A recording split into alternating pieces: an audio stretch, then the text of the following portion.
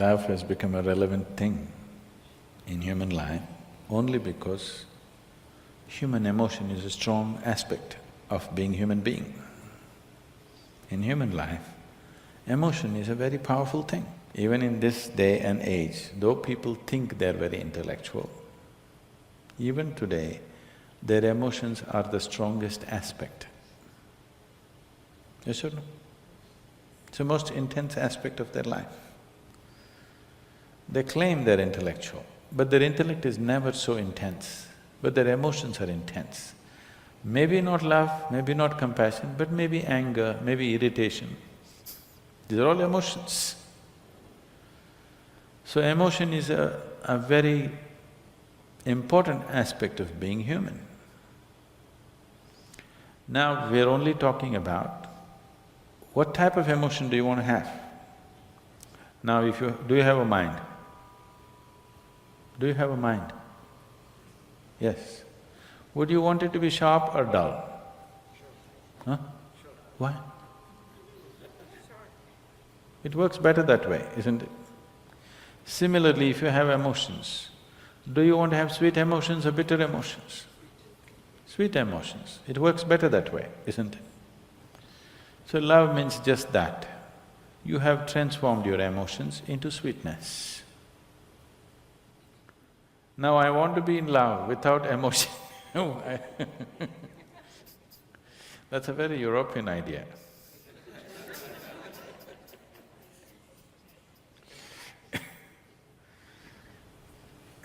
Love is an emotion. It is the sweetness of your emotion which we are referring to as love. If the same emotion becomes bitter, we call it hate. Usually it is the people whom you love that you hate, isn't it? Some time ago you loved them, now you hate them. You don't hate that man who's just walking on the street, isn't it? Some love should have happened and now the coin fell another way and now it's become hate. Yes? So it's just the same coin. If it falls this way, it becomes love, if it falls that way, it becomes hatred. Don't think they're too far away. They're pretty close. One little thing goes wrong, love becomes hate, isn't it? So, how to be in love without emotion? Love is an emotion. Now the choice is only, do you want your emotions to be sweet, pleasant or unpleasant emotions? That's your choice.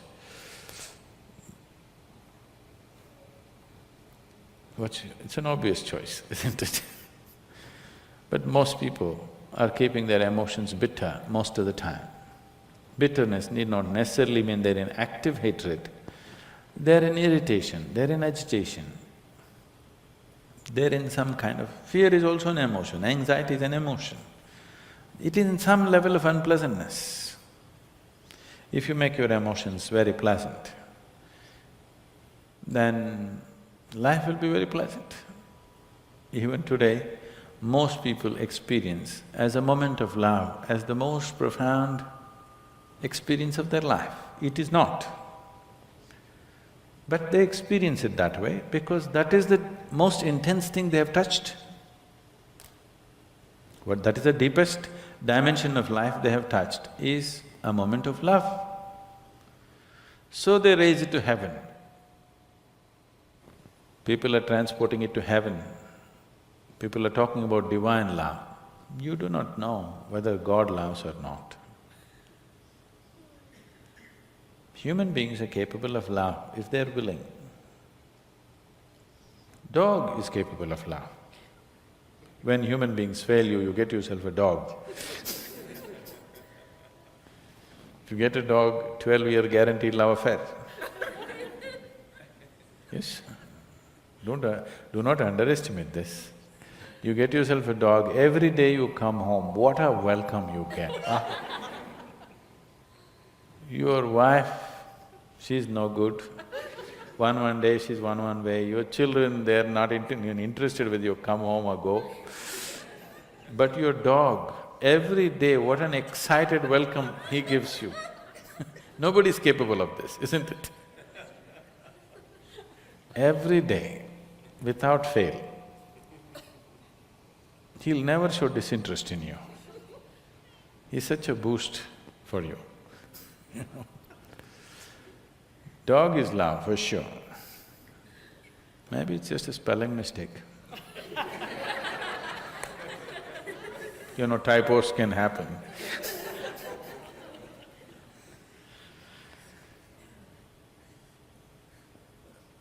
Now, if you made yourself in such a way, nobody around you can love you, then the only succor you have is somebody must love you long distance from there. It's an unfortunate way to live. God loves you, it's the most unfortunate way to live. That means you made yourself in such a way nobody can even look at you.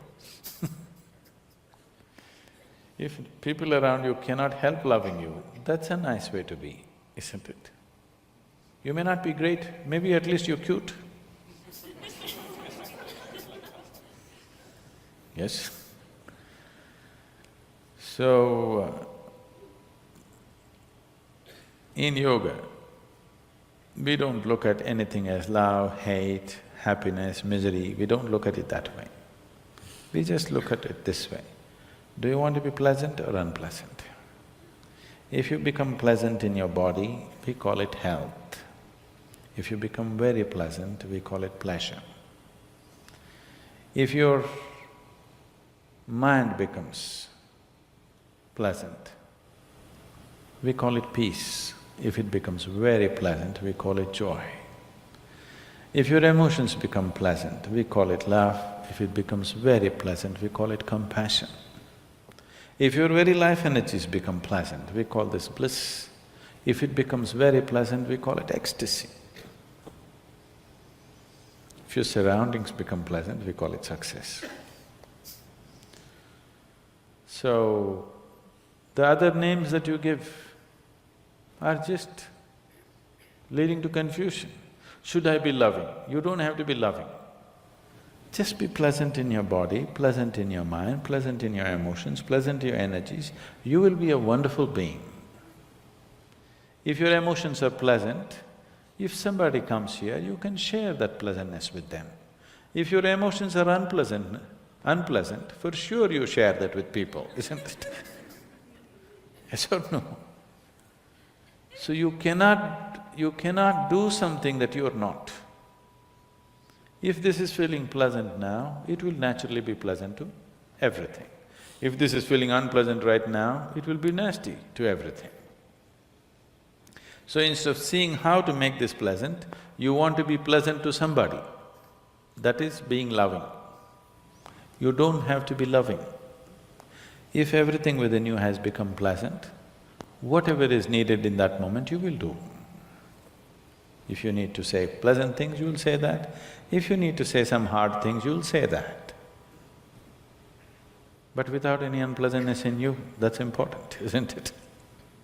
If you'll have to fight a war, you'll fight it without any unpleasantness in you, that's important. Then you will do everything only to the extent it's necessary. You will not overdo anything. If you say, I love somebody, you will exaggerate things about the people whom you love, you will exaggerate good things about them. If you say, I hate somebody, you will exaggerate bad things about them. You'll never see anything the way it is. People go blind with things that they love, isn't it? They have no sense, they lose all their sense. If they hate also, they'll lose sense. If you like, you will lose sense, if you dislike, you will lose sense. The doorway of life is in being equanimous, that you're able to see everything just the way it is. Now you are pleasant to somebody not because somebody is nice. You're pleasant to somebody because you are pleasant, that's all. This is more guaranteed.